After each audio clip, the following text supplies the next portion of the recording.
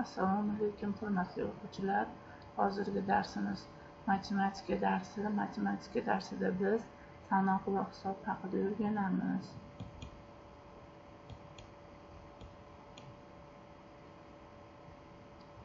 Demak, biz matematika darsida raqamlarni, sonlarni sanashni o'rganganmiz.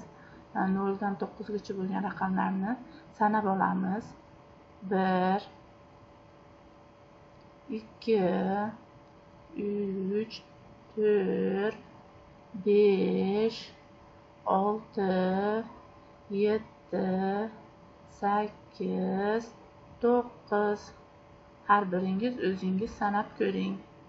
Endi teskari tomonga sanaymiz, ya'ni tevadan pastga 9 8 7 6 5 4 3 2 1 0.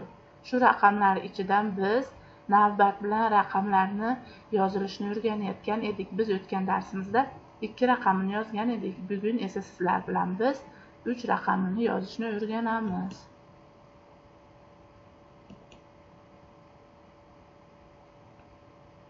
Demak, 3 raqamini yozilishi xuddi o'zbek tilidagi qaysi harfga o'xshab ketyapti? Bir qarab ko'ringchi. Ha, barakalla bolalar. Bu o'zbek tilidagi z harfiga o'xshab ketadigan 3 raqami. Ya'ni 3 raqami 3 ta birlikda hosil bo'ladi. 3 ta birlikning yig'indisi orqali 3 raqami hosil bo'ladi. 3 raqamini o'ng qo'limizni yuqori ko'tarib ko'rsatkich barmog'imizni chiqarib ko'rsatamiz va yozishni boshlaymiz tevadan. 1 2. Xuddi shunaqa qilib daftarimizga yozib olamiz va pastidagi berilgan misollarni chiroyli qilib yozib olamiz.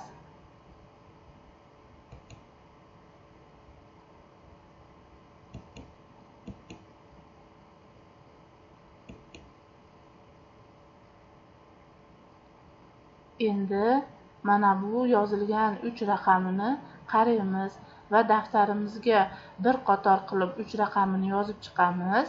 Uni pastiga 1 2 3, keyin bir katta tashlab 3 2 1. Yana 1 2 3 1 2 3 3 2 1 qilib yozamiz va 3 ta kattagida mo'ljallab to'g'ri to'rtburchak chizib olib, uni yonidan bir katta tashlab 3 raqamini yozamiz. Xuddi shu vazifalarni bajarib borasizlar. Endi biz nimani ko'ryapmiz bu yerda? Bu yerda olma rasmini ko'ryapmiz.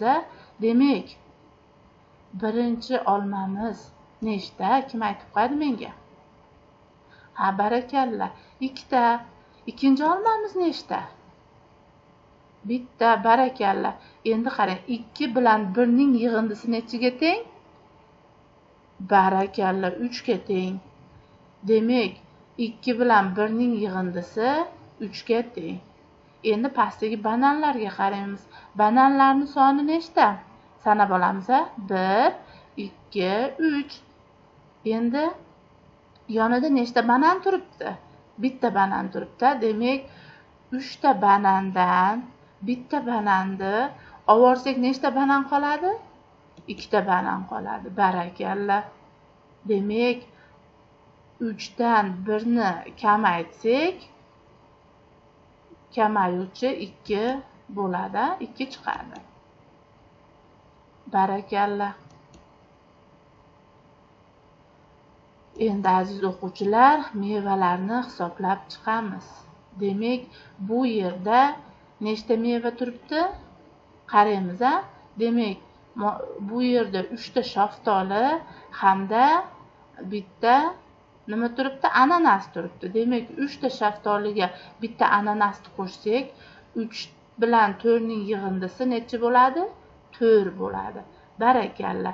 Endi bu yerda 3 ta olmani rasmi turibdi. 1 2 3. 3 ta olmaga 2 ta bananni qo'shsak nechta bo'ladi? 5 ta bo'ladi. Barakalla. Demak, 3 bilan 2 ning yig'indisi 5 bo'ladi. Keyingisida, demak, bitta ananas turibdi, bitta ananas turibdi va ikkita olma turibdi. Bularning yig'indisi 3 bo'ladi. Bu yerdagi misollarning to'g'riligini pastda misollar berilgan, ko'ryapsiz-a? Demak, shularning har birini o'zini o'rniga olib borib qo'yamiz. Qarang, birinchisida 3 ta shaftoli deyapmiz. Bu yerda 3 bormi? Yo'q. Demak, birinchi misol bilan uchinchi misolning o'rni nima bo'lgan? Almashib qolgan. Buni o'rniga qo'yib, misollarni daftarimizga bajaramiz.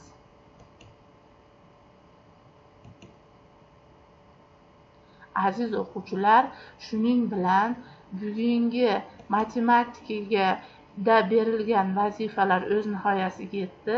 Berilgan barcha vazifalarni to'g'ri xatosiz bajarasiz degan umiddaman. Allohga omonatsizlar.